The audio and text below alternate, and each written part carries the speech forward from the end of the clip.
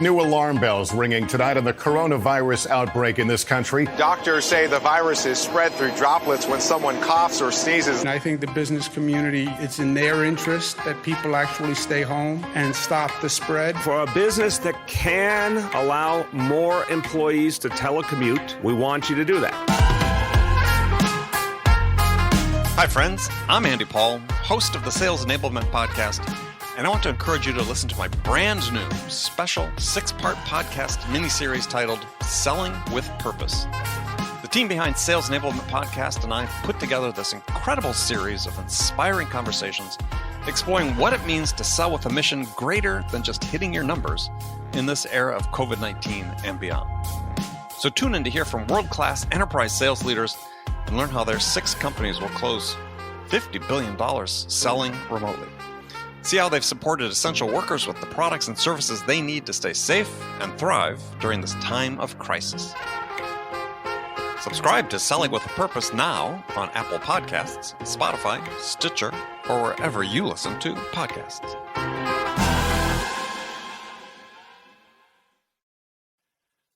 Guided selling from RingDNA makes your entire sales team more effective by revealing exactly what reps should do and when to do it. Guided selling works by transforming sales data into a curated list of prioritized sales actions. So when reps start their day, they'll never again wonder which prospects and accounts or hot inbound leads to reach out to next. Guided selling even shifts reps' priority in response to real-time buying signals. Finally, even new reps can sell like seasoned ones. Let RingDNA be your guide to success. Learn more at ringdna.com/guided selling. That's ringdna.com/guided selling. We hire people, the descriptions we use. I hate the word hunter when it comes to sales for somewhat the same reason, because really what you're saying is, look, we're going to hire somebody based on their personality as opposed to what we think they can actually do for us. Absolutely. It starts in hiring, and I look for people that are already trying to develop themselves really in any category. Even if they're not trying to develop themselves in sales yet, I look for people that are trying to learn anything, because most people stop trying to learn anything once formal education stops.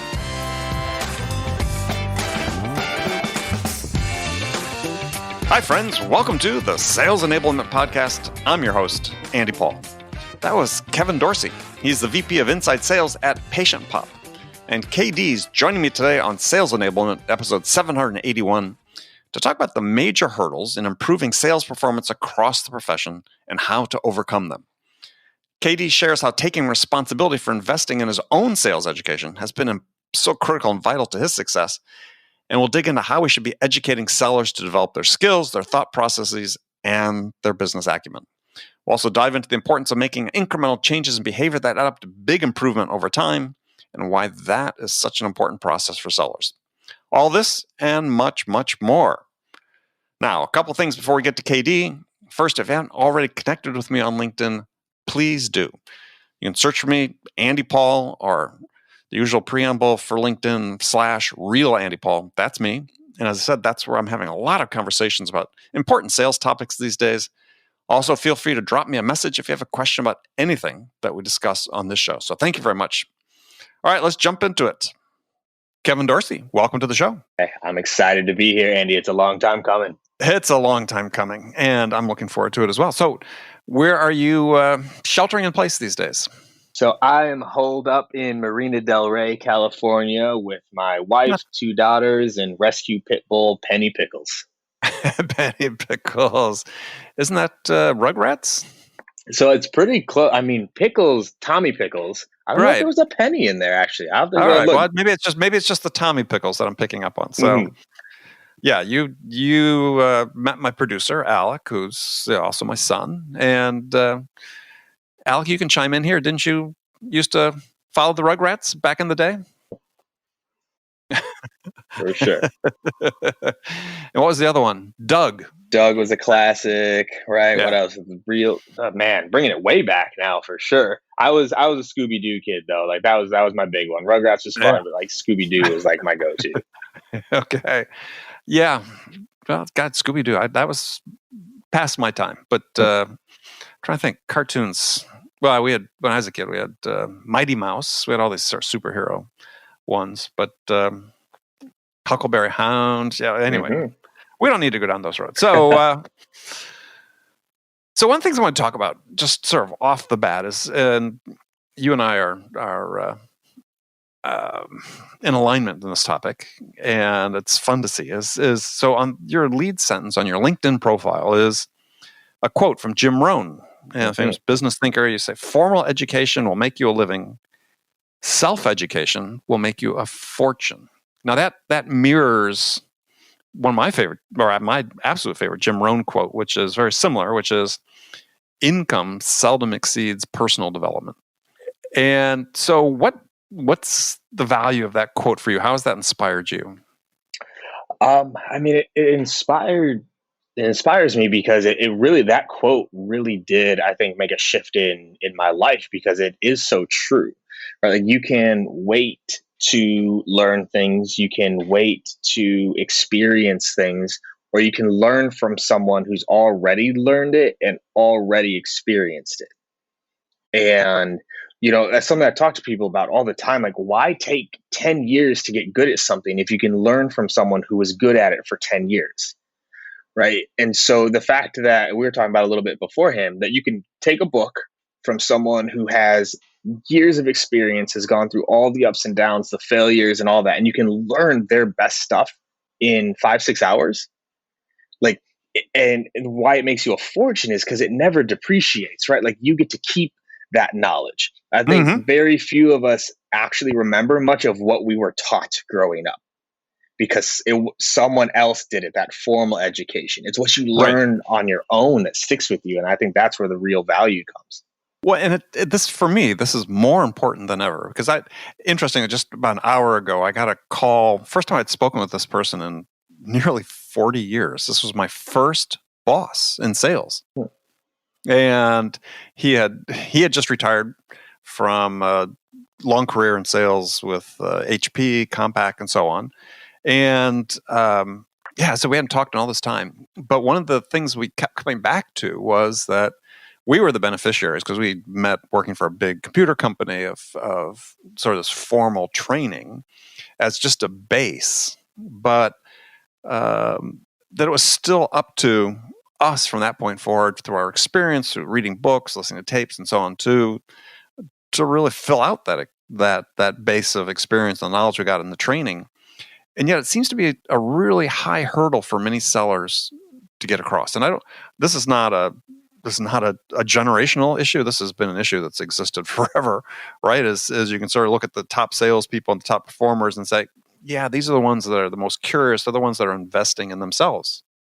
Yeah, well, it's interesting because I think one of the reasons why I think that's so prevalent in sales is because of one of the lies that's been told about sales for so long, that salespeople are natural salespeople. And I'm the least natural salesperson in the world. Oh, I'm right there with you, right? But then that's also why people like us will search out improvement and knowledge. If you've been told you're a natural, if you've been told, hey, you're really good at sales, you should go do it, it plants this seed that you don't have to get better. It plants this idea that you already have what it takes to be in sales. Even what we tell people about sales, right? Like, if you just put in the work, you'll get the reward. The harder you work, the more you'll make. And it's not always actually that true, because if you're bad, the harder you work doesn't mean you make more. But that lie has been told for so long, that salespeople are natural, that I think it almost steers them away from seeking out new knowledge. They feel like they've already got it. Yeah, well, this is this whole Dunning-Kruger effect that Dunning and Kruger came up with 20 years ago, which is especially prevalent, I think, in sales. Is you get that sort of first early success, and you think, yeah, I know what I'm doing. I got this. I got this, right? I got this. And then, to your point, especially if they've been told that they're sort of natural at it, is stop learning. What's my incentive to learn if I know everything? Yeah, it's unfortunate. Yeah. So how do we sort of change that? Because it seems like a lot of that's coming from in some part in the way we hire people, the descriptions we use. For me, I hate the word hunter when it comes to sales. for somewhat the same reason, because really what you're saying is, look, we're going to hire somebody based on their personality as opposed to what we think they can actually do for us. No, absolutely. It starts in hiring, and it's something that I look for, right? Like I look for people that are already trying to develop themselves really in any category. Even if they're not trying to develop themselves in sales yet, I look for people that are trying to learn anything, right? Because most people stop trying to learn anything once formal education stops, right? Like they just stop trying to learn. And so I screen for that in hiring, because also too, and we might get into this, I think most people actually have the characteristics of a great salesperson wrong. Like people, what makes a great salesperson? Oh, like gritty, confident, tenacious, outgoing, extroverted, strong personality, a talker, right? Like, but if you actually look at what most of the best salespeople are, they actually carry themselves with a quiet confidence. They're great listeners. They're very empathetic. They're incredibly curious. They're detail oriented, right? Like people don't talk about that in the sales hiring process, right? To your earlier word, hunter, gritty, which people get twisted, by the way. Grit is just another way to say stubborn. And so we wonder why salespeople are so hard to manage. We've been building this culture of hard to manage people because we look for grit. If you took that word to resiliency, right, able to bounce back from challenging things, that's different than grit. And so I think people get the hiring wrong, which then starts this Dunning-Kruger, right? We got the wrong people in the rep role, which then often leads to the wrong people in the leadership role. And now we've got the industry in the place that it's in right now. Yeah, and I've written about this again recently. I said, what's the one question that your buyer will never ask you? And the one question they'll never ask you is, "Hey, could you be more salesy?" Right? I mean, no one has ever asked me to be more salesy. Yet this is seemingly the prototype that not only that we hire to, but that we train to. I mean, it's, and we're going to jump into this in just a second. So I wanted to finish up on this last sort of point we started on is so how do we encourage people? How do we help people change behaviors, have the motivation to assume the mantle of responsibility for their own development?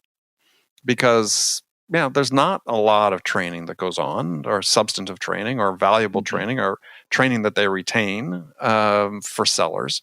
Is they have to sort of, as you've done. You've got. We logged on, and I was giving you a hard time about the stack of books behind you and saying you were showing off, but you've read them. So how do we get somebody to say, "Look, I'm going to turn off the TV for an hour tonight and just read this book on sales or mindset or buyer psychology or whatever"? Well, man, the first is they need examples of people that are, right? Like if they don't have someone to look up to that's encouraging them to do it, it's really hard. And this is why the self-development industry even exists, is because most people actually don't seek these things out. Human beings generally are relatively complacent to stay the way that they are. And so, you said the word, most sales reps, again, it starts from the top. If they weren't trained, now you would think intuitively, oh, I wasn't trained, I'll go seek it out. But really what that implies is that training and education isn't important, because otherwise they would have taught me, right? Otherwise they would have handed me this book. Right. And so my teams know this, my managers know this. Like I give them books to read. I'm sharing what I'm learning from the books that I'm going through, right? There's mandatory readings for my managers and for my reps. And so they see it from the top down. And I think that helps establish this is what I should be doing. Because if the leaders don't read, why would the people under them read? Right? If the leaders aren't sharing what they're learning, why would the people under them think that's how it needs to be? And so I think it starts with people like you and people like me showing people this is the way to do it. I agree. And so we have that issue still, and we'll take it up a level. Why aren't more managers more curious? Why aren't they more interested in developing their people? And this sort of reflects even in the way that we supposedly coach sellers these days. Is the term was originated and meant to be applied as how do we develop our sellers as individuals? But the way it's used today, it's primarily to how do we help close this deal? No, but you mentioned it too, it's the managers. if the managers weren't coached, right? So sometimes, people in life, it goes one or two ways. If you weren't given something, you tend to not give it to somebody else, right? Like if you weren't coached, you tend to not coach. One, you don't know how, you didn't have an example, but two, you just don't think about it. I think one of the reasons why I'm so passionate about coaching is because I didn't get it. Like I wanted to succeed so badly, but had to figure it out on my own, that now that I'm in a position to lead, it's like I want to just try to share that as much as I can, because I know how desperately I would have loved to have had that when I was coming up in the game.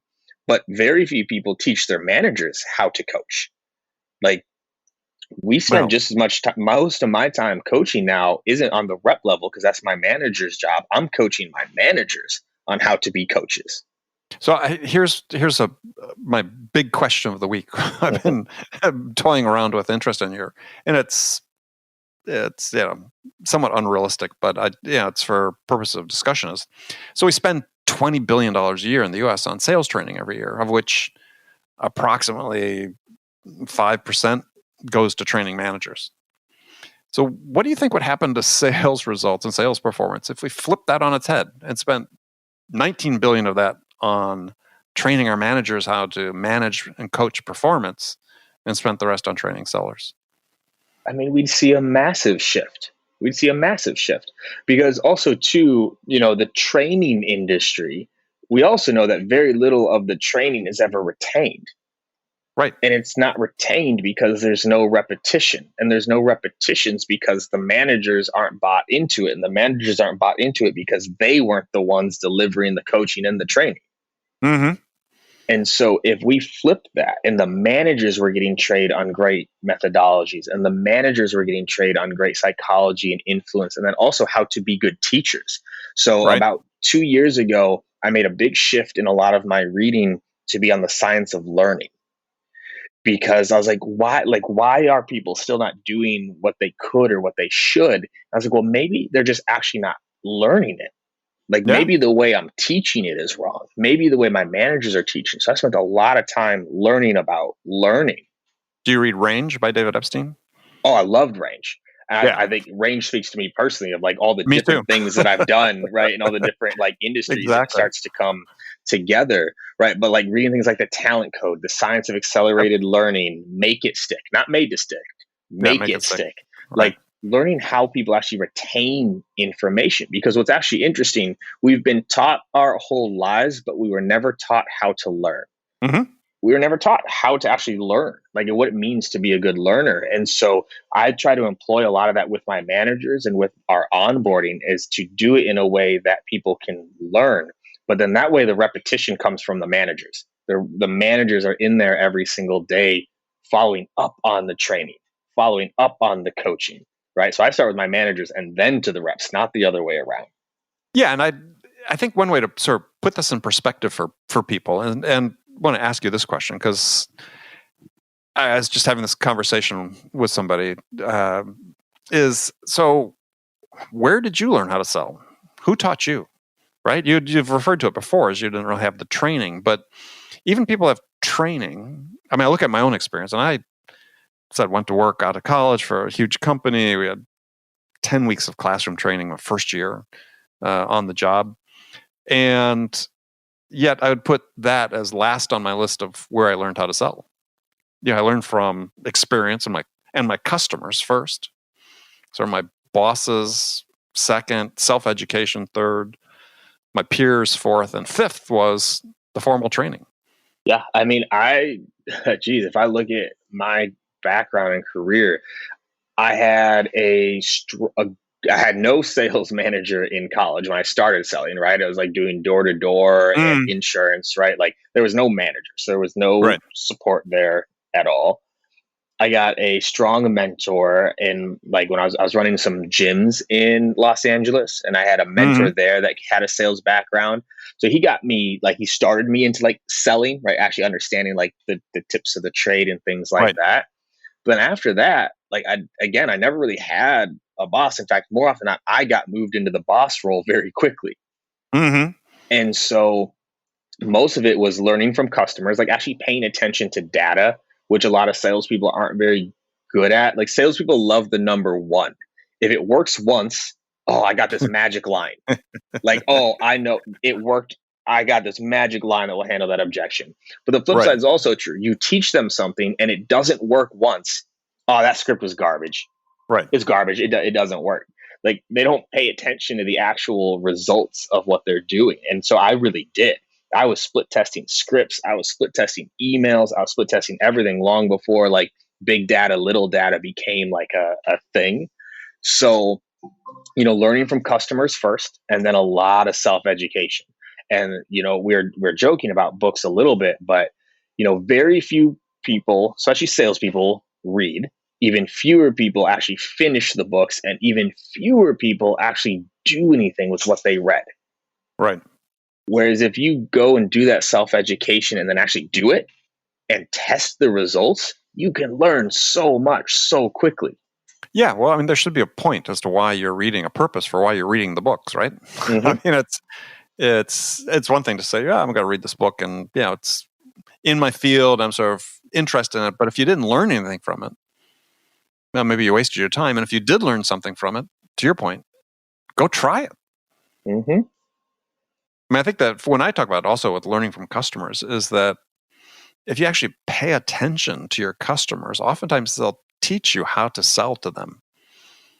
And for me, this was crucial early in my career when I was selling some moderate sized systems, today's dollars, $500,000 type systems that the customer would pretty much walk me through it, right? If I was screwing up, they'd correct me. I had one client I've written about before that he was going to give me the order, but he made me jump through hoops. He made me understand what's really important in terms of listening, in terms of connection, building the relationship, building trust, that I would never have learned anywhere else. Well, so it's funny. I was talking about this, and I've really been starting to bring this up a lot on webinars and conferences I'm at, which is WWYCS. What would your customer say? Mm-hmm. Like salespeople, especially now, going back a little bit, there was more account management within the sales role for a long time before it's over specialized. Now that it's so specialized, salespeople hardly ever talk to customers. We only talk to prospects. We never talk to customers. Right. Which causes us to do things that our prospects can't stand or don't understand because we don't approach them the way we should because we don't know what customers actually think. All right. So I tell people, if you're new to sales or you're in a new industry, or even if you're not new to sales and you've just never done this, you need to go talk to 30, 40 customers and ask them, why did you buy? What does our product do for you? How do you describe our product to your friends? What were you afraid of before buying our product? What's your favorite part of our product? And what's changed the most since you bought our product? Mm-hmm. If you went and asked 30, 40 customers those questions, your scripts would be better, your voicemails would be better, your demo would be better, your email would be better, everything would be better. But salespeople don't talk to customers. We only talk to prospects. It's such a great observation. And I think back to my own experience about what I learned from talking to customers that I would have missed out on completely. That would have had a huge impact on how I sold, which was, and I learned this lesson several times early on in my career, is I remember selling a computer system to a good size home builder, and it was for an accounting application. And we made us jump through hoops to demonstrate every single accounting package we had in depth, yada, yada, yada. It's long. They put out after talking to all the vendors, they narrowed it down to final 3, sent out an RFP, huge compliance matrix in the RFP, which we diligently filled out. And then 6 months after they started implementation, I was, I'd been back several times before that, but I was walking through the office and talking to the woman operating the computer. And it was, so what are you doing? Oh, we're just doing billing. I said, wait. We demonstrated every package under the sun for you, so and so. She goes, yeah, but we only needed to do billing. That's what's paying for it. Mm-hmm. And in every major opportunity I've worked on in my life, closed hundreds of millions of dollars worth of large systems, is that there's always that one thing. Right. But if you never went back and talked to the customer, you'd never know that there was always just that one thing. No, absolutely. It's huge. And knowing those things is so important. And also, salespeople that are listening, you also need to understand people only buy for 2 to 3 reasons and justify with 1 to 2 more. They don't buy for 17 reasons. No. So stop showing them 17 different reasons why they should buy. Find out what matters through good discovery. Yep. And focus there. Sales reps across this country right now are losing deals over pieces of their product that the prospect didn't even care about. Doesn't care about. Absolutely. Well, that's why when I teach discovery, I talk about you're finding the one thing, right? You got to find that one thing and the one person who cares the most about that one thing, and that's your ticket to getting the order. There's always one thing, and your job as a salesperson is to find out what that one thing is. Yeah, for sure. Like it can be simpler, not necessarily easy, but it can be simpler than most salespeople make it, and it makes things way harder on them than it needs to be. Well, but you're sort of touching on a watchword or an expression. My hiring boss, the boss that hired me, told me the start of selling. I'd been out pounding my head, making 30, 40 cold calls a day in person, walking business parks door to door, selling computer systems. And he said, selling's really quite simple. It's not easy, but it's really pretty simple. And I think you hit it right on the head with that. No matter where your sales team is working from, RingDNA can enable them to be more productive and effective. RingDNA offers a complete platform for remote sales teams that gives reps the tools they need to connect with more prospects and create more opportunities and drive more revenue no matter where they're working from. And managers can get real-time insight they need to coach reps to success. Win more deals from anywhere on the planet with RingDNA. Learn more about how RingDNA helps remote teams at ringdna.com/remote work. That's ringdna.com/remote work. New alarm bells ringing tonight on the coronavirus outbreak in this country. Doctors say the virus is spread through droplets when someone coughs or sneezes. And I think the business community, it's in their interest that people actually stay home and stop the spread. For a business that can allow more employees to telecommute, we want you to do that. Hi, friends. I'm Andy Paul, host of the Sales Enablement Podcast.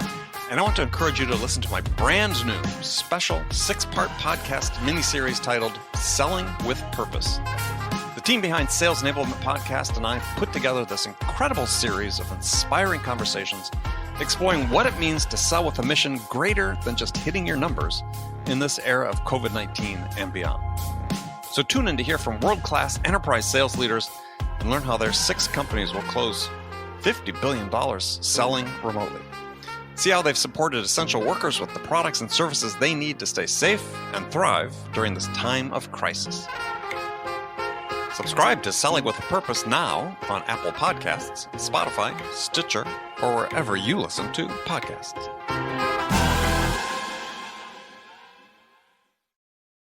For sure. So, you alluded to specialized sales roles, which we've seen as the growth of a lot over the last 10, 15 years.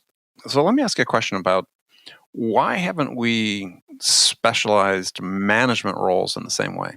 We're still, to my way of looking at it and analyzing it is, based on my experiences, we're still fundamentally managing sales the way we did about 100 years ago.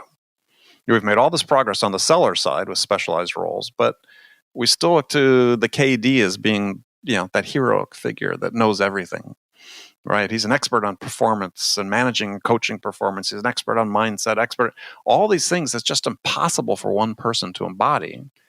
And yet when we looked at other sort of performance-based professions like professional sports, and you look how they staff their coaching staffs these days, it's full of specialists. So why haven't we gone specialized on the management side? Man, this is funny that you bring this up because this is something I've been playing with mentally, and also I've kind of mapped out a little bit along these lines of. Oh, me too. Trust me. So it's actually funny. You're the first person that's really I think approached this with me. So we'll dive into it. I agree, first of all, that every manager tends to have something they are better at than the other managers, especially if you're building a good, diverse team. right? So like when I'm hiring and I'm looking at managers or directors, I want people that complement me.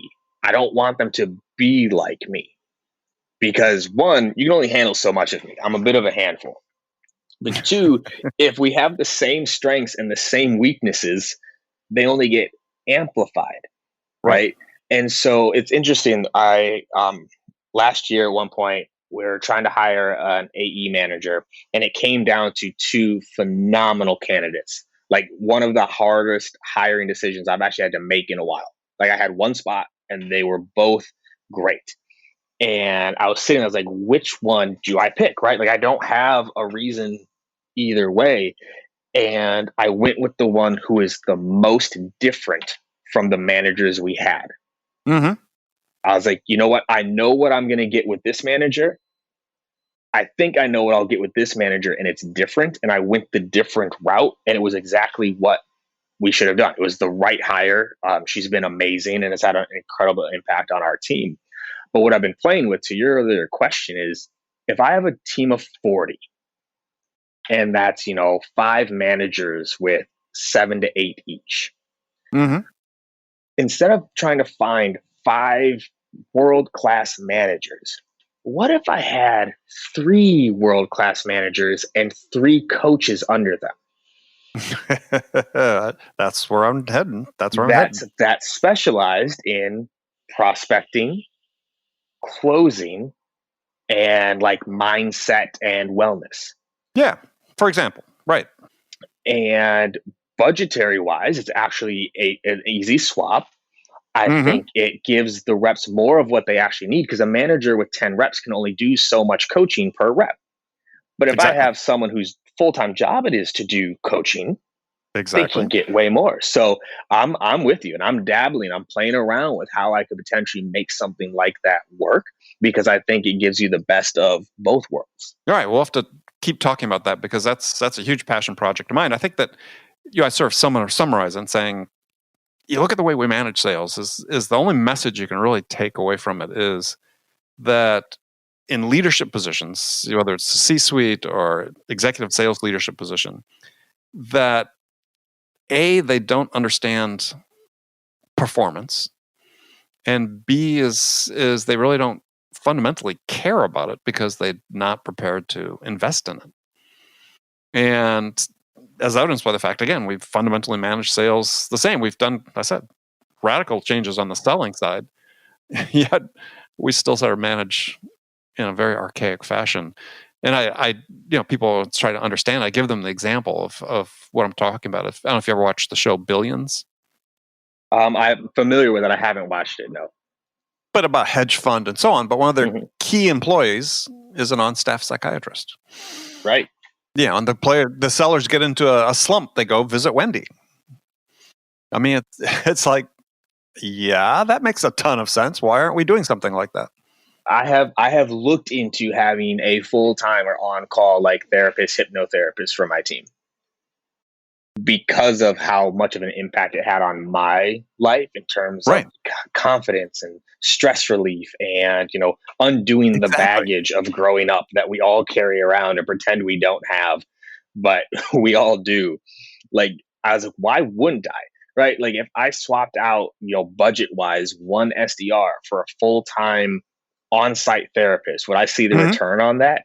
Absolutely. Absolutely. Like, no doubt. It's a no-brainer. Yeah, it's a no-brainer as far as I'm concerned. I mean, and so we have this issue with we've got all this incredible technology to use to help our sellers potentially get better, but the missing link is we don't know how to coach it. We don't have people that really understand that. Instead, what we're saying is, let's go throw money at sales training. All this, $19 billion a year on sales training that, to your point, is quickly forgotten, not retained, and doesn't move the needle. Well, and what's interesting there too, and like I've seen that stat and study, but as a sales leader who talks to a lot of other sales leaders, I'm like, where is this $19 billion going? And the answer is? I don't know. Like, where is it going? Because I don't I know very, very few teams that I think heavily invest in sales training. I know some of like the bigger corporations do, and I know that's where a decent amount of that goes. But where is it going and who's tracking whether it's working? Because this $19 billion doesn't seem to be having the ROI we want, considering that quota attainment by reps has dropped by 40% over the cross 5 years. Right. Well, clearly it's not. Like, who's tracking this shit, right? Who's in charge of this 19 billion? Because I'll sign up. I'll take some You of that are. 19 billion. Shoot. Well, but and some of it's just wasted, right? Sure, let's bring in the sales training company for a day and run people through. And it's not like the content is bad. It's to your point before, is we're trying to teach people in a way that's ineffective, so there's no retention. And this is the point I was trying to make to a sales trainer who got really mad at me because I told him, I said, your training doesn't work. Right. And somebody went to your training class and then they called me up and said, can you come teach us how to sell? And it's not that there wasn't any value in what they were learning, but the way it was taught, there's no retention. Right. And it doesn't really help them in, sort of game time situations. So it's like, we just, people do that all the time. They hire people like me to come in and talk at a sales kickoff meeting. That counts as training. I talked at a kickoff at a brand name company, tech company, and I said, I'm not going to bid on this unless you agree that we're going to do follow-on activities. That we're going to have monthly and quarterly reinforcement webinars and so on, and reinforce the points we talked about with your sales team. And they said, sure. And then they never did them. It's crazy. That's just crazy. And they paid a lot of money for it. So sort of last topic, and it's aligned with what we've been talking about, is because you talked about rep performance. And there's a bigger topic of productivity in sales. And one is I don't think we define productivity the right way. I mean, I define productivity the way economists define productivity, a rate of output per unit of input. But in sales, people tend to look at productivity as, well, how many calls did I make? So to me, it's like the bottom line is we have to improve productivity and performance, so it goes along with it. But I just wonder whether we're completely focused on the wrong things, like quota, for instance. Does quota still have value if so few people are making it? Oh boy, so there's a few things to unpack there, right? Like, oh yeah, quotas have value, but many people don't set the right quotas, right? Because what's also happened over the past 5, really 10 years especially, like, is how much more like VC money has been thrown in to the world. So there's this additional pressure to go hit numbers that aren't feasible or possible to go hit, right? And so to the question there, right, like productivity, efficiency, and attainment, it does all come down to numbers. And this is where a lot of people, like, they'll build plans or build quotas that are mathematically impossible to hit. But then on the same side, people will push back and say, oh, well, it's not about activity. It's about the end result, which is true. But also there's math that leads into that end result. There's always math. Right. Like, if I know my connect rate is 7% and my conversion rate is 35% and my close rate is 42% and my show rate is 80%, I can map out what I need to do to get to that goal. And so where I've approached this in a lot of ways is when it comes to like the rep day to day, I'm not actually, I don't know if maybe I look at this the wrong way or have a different definition. I don't look at productivity, I look at efficiency. If you're going to work for 8 hours, how much can we get done in those 8 hours? Right? So it's not dialing for diling's sake. It's not like, oh, you have to make 50 calls, because you know what? You might be able to get to your goal off 30 calls.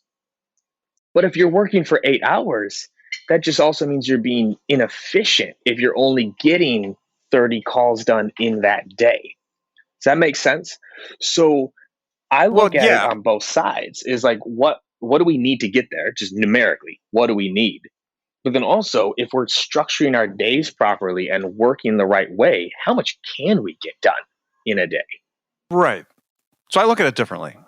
So what I look at productivity is fundamentally, just like we measure it in the economy at large, is in the case of sales, it's how many dollars of revenue can I generate per hour of selling time. Now, if I know that, then I can calculate a capacity for the organization, because I know how many hours I have of selling time, and it's not going to be 8. It's going to be whatever, our stat is, whether it's 3 or 4 hours per day. But it gives me more information to work with and saying, what are the levers I can pull to increase?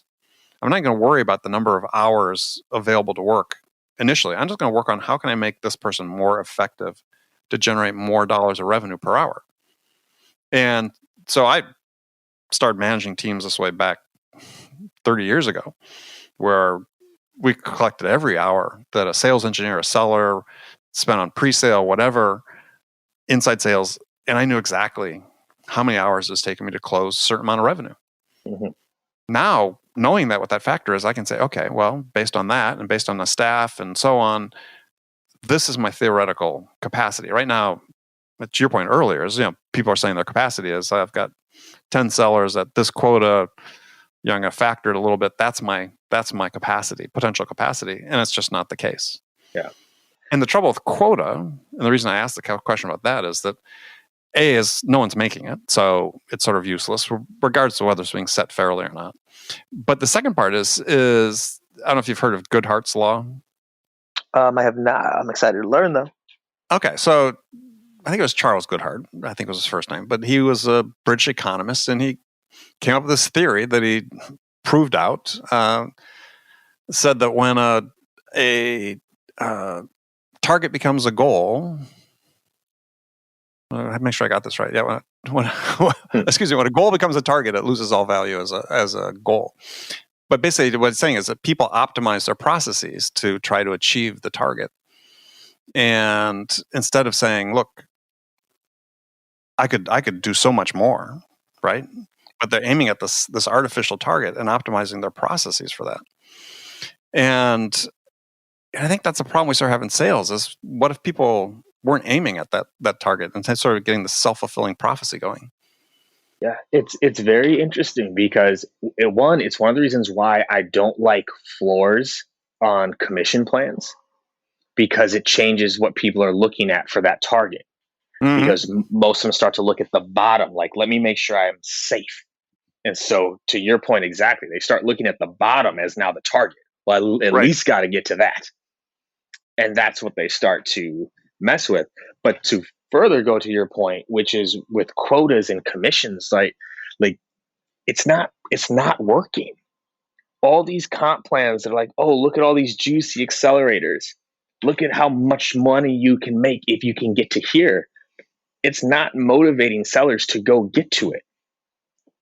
It does, like, they're not getting there. Like, all these comp plans are built in a way for overperformance when half of the team isn't even getting to performance. Right. So fundamentally, it's broken, and people are afraid to admit it. It's still just this, like, here's what's always very funny to me, right? A lot of people believe salespeople are coin operated, right? You've heard that before? Right. Salespeople are coin operated. Well, here's what a lot of people seem to have forgotten. How does a coin-operated machine work? You have to put the money in first to get what you want. Right? Well, that's what they'd say base salary is for, right? Right. But that's not what coin-operated means. Right? Yeah, right. Like, coin-operated, they're coin-operated. You give them money, they produce. Well, so then why don't we give salespeople money to produce? I can't walk up to a gumball machine and turn the knob, get the gum, and then put the money in. Yeah, fair. I love it. That's how we treat salespeople. Go perform, and we'll give you your coin. And that actually goes against almost all studies done on motivation and productivity, is when monetary value gets put on a cognitive task.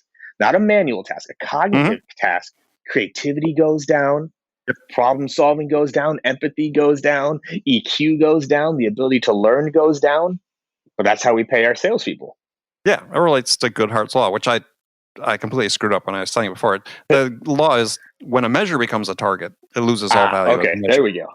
Yeah, it's the end of the day on a Friday. I hear you. I'm tired. But yeah, when a measure becomes a target, it loses all value as a measure, which is, you think about, for quota, that's exactly right.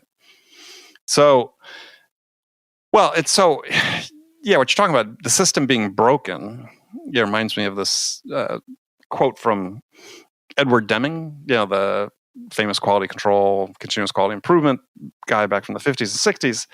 And I just had read this quote again recently this week. He said, every system is perfectly designed to get the results it gets. And I think this is where we're stuck in sales, right? Yeah. We've designed these systems that are designed to suboptimally produce. And what's hard, and this is coming from, a leader in the position, is because it's so rampant industry wide, it's almost like you're not allowed to change it. Right? Like I've brought these ideas up, but do you think I can walk up to my CFO tomorrow and be like, yo, like, I don't want to pay my salespeople commission. I want to pay them full OTE. Mm-hmm. Yeah, they'd be like, what are you talking about? Right? Like, I don't think they should have, a quota plan. I think it should just be straightforward what they need to produce to keep their jobs, just like every other job. No, we won't do that. Like, it's so rampant that even someone like me, quote unquote, in a position of power, I can't make those changes even if I wanted to. Yeah, that's the problem, as we talked about before, as I was alluding to before, is we're just stuck. And no one seems to care enough to want to change it. Yeah, in the SaaS business in general, I look at it from my perspective, my experience selling, again, different type products, but selling quite a lot of it. I couldn't have existed on a 20% win rate. Oh, right. I mean, I just couldn't have. I would have failed. And yet we've institutionalized that. We set up the whole system so it creates that. And so that's not good. How do we change that? So the people that are starting to understand this, the numbers are starting to grow. And they're starting to get into the VP level and the exec level. And we're going to be that next round of executives. We're going to be those next rounds of people starting to run companies. And I think that's when it starts to shift, right? There's been a long time gap between the top and the people coming up in terms of the environment that they grew up selling in, the environment that they came up with, the technological landscape. Like, it's going to be this next round coming up that starts to make some of these changes because we have to, right? I love the point that you made around like a system, and Dunning was the art of scientific management. Is that Dunning? Or is that someone else? I think that's someone else. All right. Okay. So what the system, right? Like, people aren't willing to admit that it's not working. We've specialized and results have gone down and no one wants to admit it. Well, we've applied all this technology and results have gone down. Right. We have all this technology. We've got all that we've specialized, which is supposed to make it go up. And it's not. But we're just going to do, and the solution now in sales has been, we'll just do more of it. Just get more tools, do more. You know what? Now we need specialization. You know what? We need left-handed salespeople and right-handed salespeople. Exactly. Let's specialize there. Like, I think in the next, it has to happen. Otherwise, it just all falls apart. But in the next 4 to 5 years, as the exec level starts to change and the startup level starts to change a little bit, is I think when you start to see these things start to happen, because there are people out there that are starting to get this and understand this. We just need to get to that next level to be able to make those changes. Yeah, well, I'm trying to foment that change here on this program, as witnessed by the questions, because it's like, it has to change. It has to. There was a great story I heard on a podcast this week. Dan Heath, who's written this book, Upstream, which is a very interesting book that I'm in the middle of reading, and talking about problem solving for systems. And it's sort of this apocryphal tale about two young men are swimming in a river and they see, a young baby floating by. And so one goes in and wades into the water and brings the baby out, sets it in shore, and suddenly, 2 more babies float by, and the guy goes back in and gets the 2 more. And as soon as he gets them to shore, 2 more float by, and his friend takes off running. upstream. And he goes, where are you going? We got these babies to save. Us. Well, I'll go upstream and see who's throwing these babies in the water. Mm-hmm.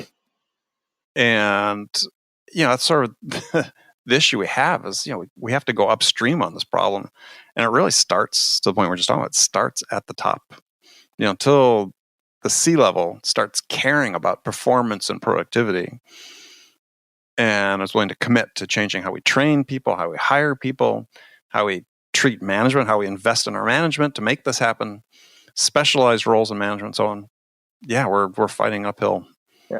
And I do have to say this, real quick too, as a small caveat. I can empathize also with the C-suite because who taught them? Where's the school for CEOs? Sure. We invest $19 billion into sales training. How many $1 billion do we invest into startup CEO training? Well, but the $20 billion is not just startups. That's all U.S. companies, right? That's right? all in. Right? I'm saying across the board. Sure, but this problem extends for companies of all types. It's not just startups. Oh, yeah. For sure. You're in the startup world. I came from the startup world. We see this more acutely, but let's not kid ourselves. It's every company is confronting these issues. No, for sure. All right. Well, KD, it's been a pleasure to chat with you. Oh, this was fun, man. We'll have to do this again. Anytime. Believe me. We'll start working through that pile of books behind you. We'll talk about those as well. So I'm sure I've read most of them. So if people want to connect with you, how can they do that? You can find me on LinkedIn, Kevin Dorsey. I don't have any of the other social channels like Twitter, Graham, or Snap, or any of that. So find me on LinkedIn. I try to post there regularly and respond back to questions and comments. So look me up. Yep, I can second that. It's a great follow. Follow Kevin. So, all right, Katie, thanks a lot. Awesome. Thanks, man. Okay, friends, that's it for this episode. First of all, I want to thank you for taking the time to listen. I'm so grateful for your support of this show. And I want to thank Kevin Dorsey, KD, for sharing his insights with us today. If you enjoy this episode, please subscribe to this podcast, Sales Enablement with Andy Paul, on iTunes, Spotify, or wherever you listen to this podcast. And if you could also leave us a rating or review and let us know how we're doing, we'd really appreciate it. You can do all that on your phone in less than a minute as soon as this podcast is over. And remember to connect with me on LinkedIn or drop me a message again if you have a question about anything that we discuss on the show. So thank you so much for listening. Until next time, I'm your host, Andy Paul. Good selling, everyone.